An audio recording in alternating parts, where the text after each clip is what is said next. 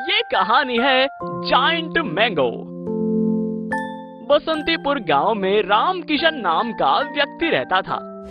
राम किशन आम की खेती करता था और अपने ही खेत के आम से स्वादिष्ट स्वादिष्ट अचार और आम पापड़ बनाकर बेचता था। उसी गांव में प्रधान सिंह नाम का व्यक्ति रहता था। प्रधान सिंह घमंडी था।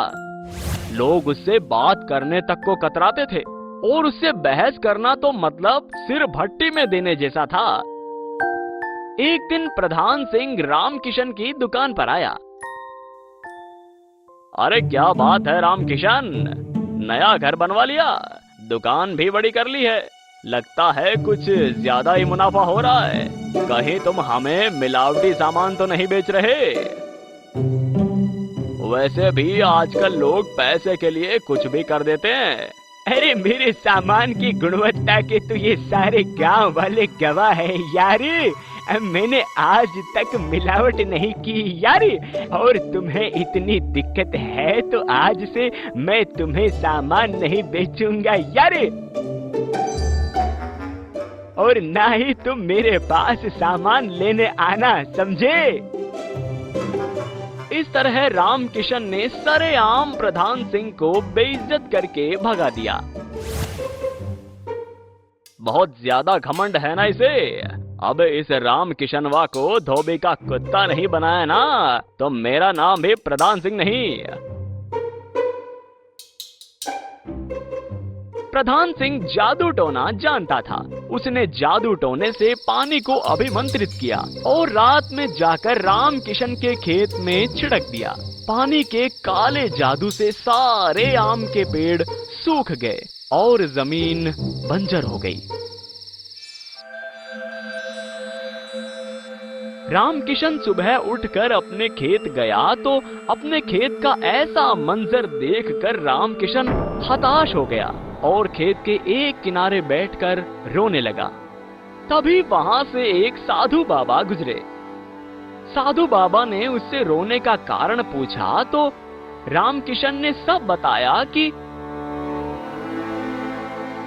कैसे उसके खेत रातों रात सूख गए।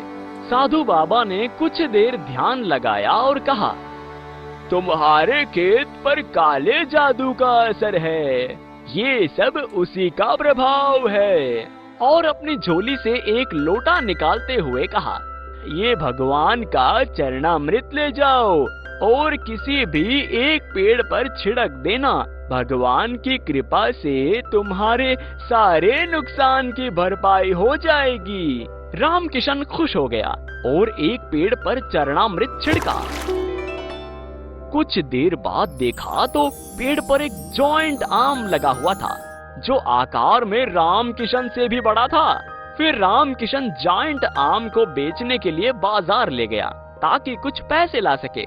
लेकिन जब वो बाजार पहुंचा तो हैरान रह गया क्योंकि हर कोई उस जॉइंट आम को खरीदना चाहता था और जॉइंट आम को खरीदने के लिए देखते ही देखते बोली लगने लगी। लोग ऊंची ऊंची बोली लगाने लगे। तभी जॉइंट आम की खबर राज्य के राजकुमार तक पहुंची।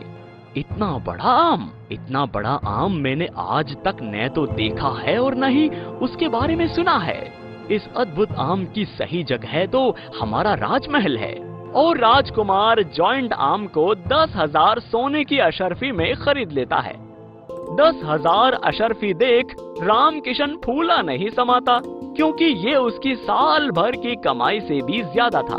उसने इन सब के लिए भगवान को प्रणाम किया और घर चला आया।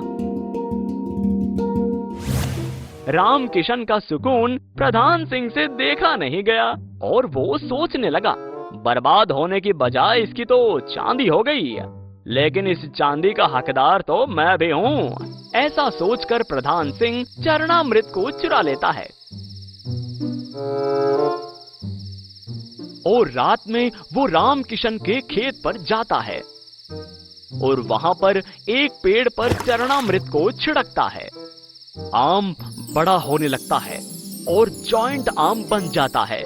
पर तभी प्रधान सिंह सोचता है, अरे इतना बड़ा आम तो राम किशन का भी था, मैं उससे भी बड़ा जॉइंट आम लेकर जाऊंगा और ज्यादा पैसे लेकर आऊंगा। वो ऐसा सोचकर जॉइंट आर्म को और भी बड़ा करता गया, लेकिन पेड़ इतने बड़े आम का वजन सहन नहीं कर पाया और जॉइंट आर्म टूटकर सीधा प्रधान सिंह पर आ गिरा, जिससे उसकी मौके पर ही मौत हो गई।